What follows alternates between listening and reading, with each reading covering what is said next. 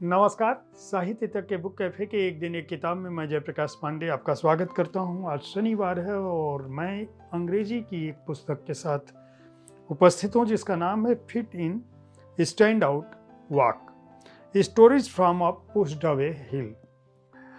इस पुस्तक की रचनाकार हैं शैलिनी सेठ अमीन। शैलिनी एक भारतीय उद्यमी हैं जिन्होंने 55 वर्ष की उम्र के बाद कारोबार और उद्यम शुरू किया।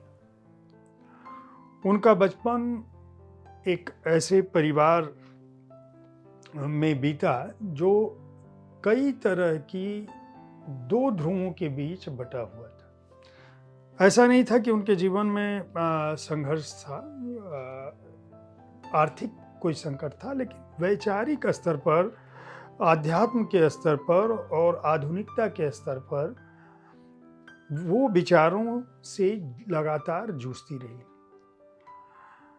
अपने जीवन की ही अपने संस्मरणों को उन्होंने इस पुस्तक में दर्ज किया है कहानी के रूप में। खास बात यह कि हर अध्याय के बाद उन्होंने इस पुस्तक में एक कहानी के आधार पर उस खंड को व्याख्यायित करने की कोशिश की है, यानी जो उनके जीवन में जो कुछ भी घट रहा था। उन्होंने ये कहा है कि अगर आप अपने परिवार, अपने बच्चों, अपनी जिम्मेदारियों के बीच जीवन को व्यवस्थित करना चाहते हो और अपने कामकाजी जीवन को व्यवस्थित करना चाहते हो, तो एक साधारण सा सवाल हर बार उठता है कि आखिर जो कामकाजी महिलाएं हैं वो अपने इस तरह की स्थितियों से तालमेल कैसे बिठाती हैं। शैलिनी का सवाल यह है कि क्या यह सवाल किसी पुरुष से पूछा जाता है कि वह अपने जीवन में तालमेल कैसे बिठाता है अपने परिवार और अपने कार्यस्थल के बीच।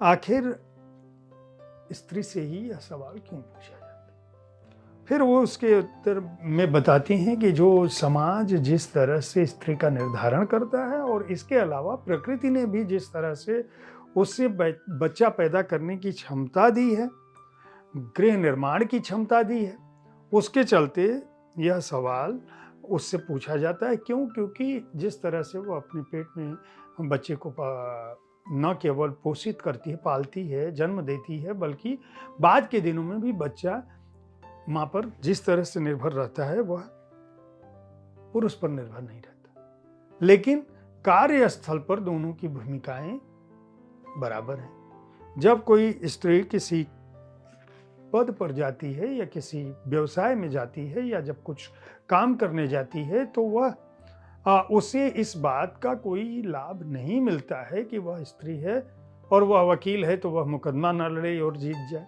या वह जज है तो अपनी कोर्ट में न जाए, या वह डॉक्टर है तो बिना पेशेंट को देखे उसको तनख्वाह मिल जाए, या वो पत्रकार है तो स्टोरी कवर न करे।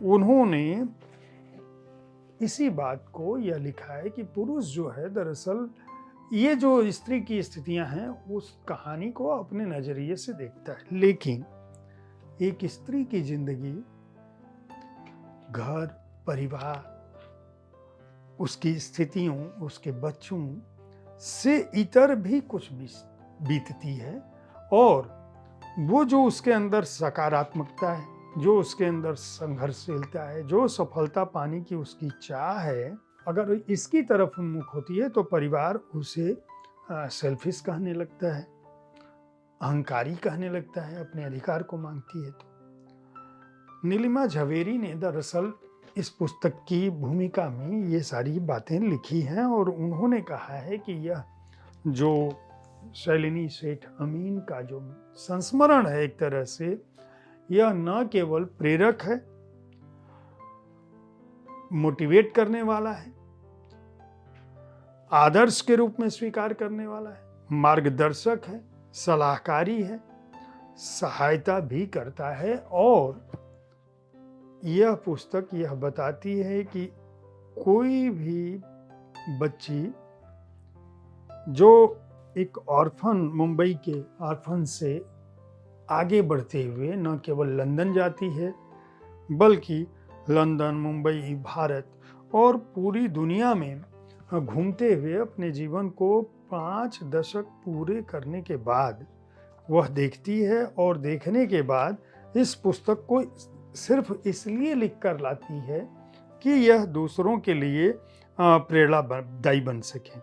खास बात यह है कि शैलिनी जो है वह अपनी एक बड़े ब्रांड के साथ इस समय जो है कॉरपोरेट की दुनिया में अपनी पहचान छोड़े हुए हैं। 3 अध्यायों में यह संस्मरण उनका बटा है। पहले अध्याय में उन्होंने अपने बचपन को याद किया है, जो कुछ भी उनके जीवन में घट रहा था, चाहे वह मुग़ल आज़म हो, चाहे वो बौरसाली हो, चाहे वो बंगलों के बीच ज़िंदगी हो, चाहे वह जो कुछ भी सुन रही हों गीतों में, जो लोग उनके जीवन में आ रहे हों और उस दौरान जो दुर्घटनाएं घट रही हों।